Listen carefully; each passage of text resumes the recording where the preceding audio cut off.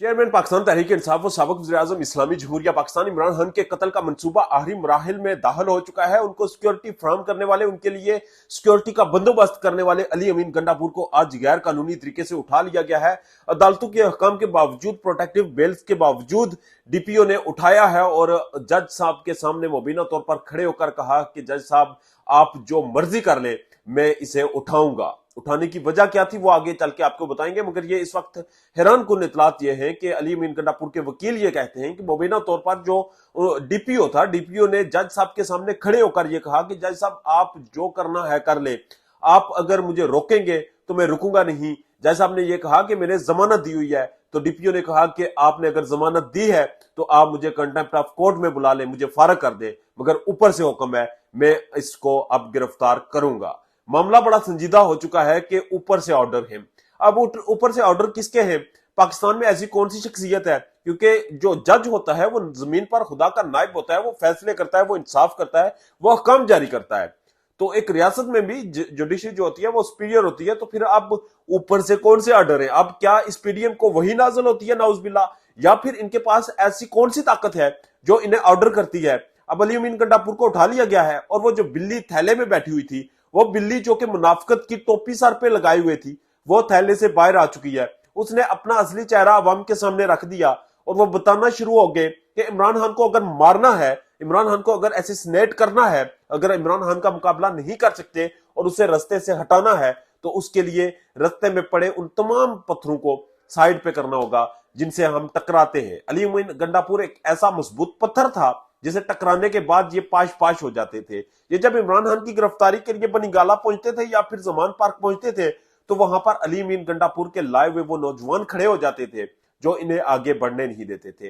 ये वो नौजवान थे जो अली अमीन गंडापुर के एक हुक्म के बाद इनके सामने सीसा पलाई दीवार खड़े बन के खड़े हो जाते थे, तो इनके पास इमरान खान की गिरफ्तारी मुमकिन ही होती थी। और आज भी जो माहौल क्रिएट किया गया है, जिस तरह से इमरान खान के सर पे वो डब्बा लगाया जाता है, जिस तरह आगे पीछे प्लेट्स उठा के घुमा जाता है, एक खौफ का माहौल पैदा कर दिया गया है। एक ऐसा माहौल जिसमें कोई भी सियासी वर्कर खौफजदा होता है, वो डर जाता है, वो सियासत नहीं करता, वो यहां से भाग जाता है, कभी प्लेटलेट्स का बहाना करता है और कभी कोई दुबई के अस्पतालों में जाकर लेट जाता है। मगर इमरान खान आज भी यही है। इसमें कोई दो राहें नहीं कि इमरान खान के रास्ते में जितने भी रुकावटें थी वो हटा दी गई हैं और अगले दिनों में उसे एसिसिनेट करने का हतमी मंसूबा भी सामने आ जाएगा। मगर इस वक्त पॉइंट यह है कि अली अमीन गंडापुर जिसे गिरफ्तार किया गया, जो मौलाना फजल रहमान की शिकस्त का बायस बना, जो बरसों बाद उस शख्स को पार्लियामेंट से बाहर निकालने का बायस बना, और वो शख्स जिसे आप आंखें भी नहीं दिखा सकते, और वो शख्स जिसके सामने आप बात भी नहीं कर सकते, अब आपने उस पर माजी में भी आपने बेशुमार इल्जाम लगाए, गिरफ्तार करने की कोशिश की, वो कानूनी और गैर कानूनी तरीके से बचता रहा। मगर हालिया जो इस वक्त फैसला किया गया और जो ऊपर से ऑर्डर आए, अली अमीन गंडापुर के मुताबिक उन्हें जो इस वक्त तक जो इतलात मुबीना तौर पर सामने आई है, ये कहा जाता है कि ये ऊपर से ऑर्डर आए।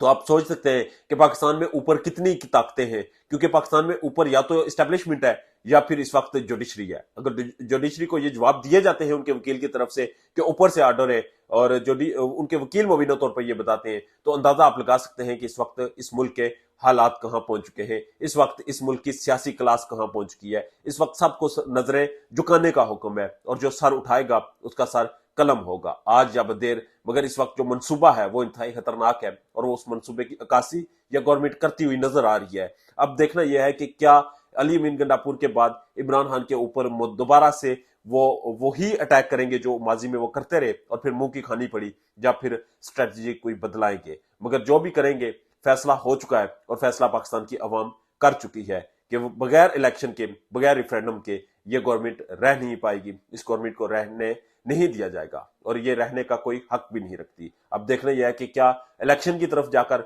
मुल्क को संभालेंगे या फिर इक़्तिदार की कुर्सी के साथ चिमटे रहने के लिए मुल्क की कुर्बानी देंगे। अपना ढेर ज्यादा ख्याल रखिएगा और हमारे चैनल का भी अल्लाह नेगहबान।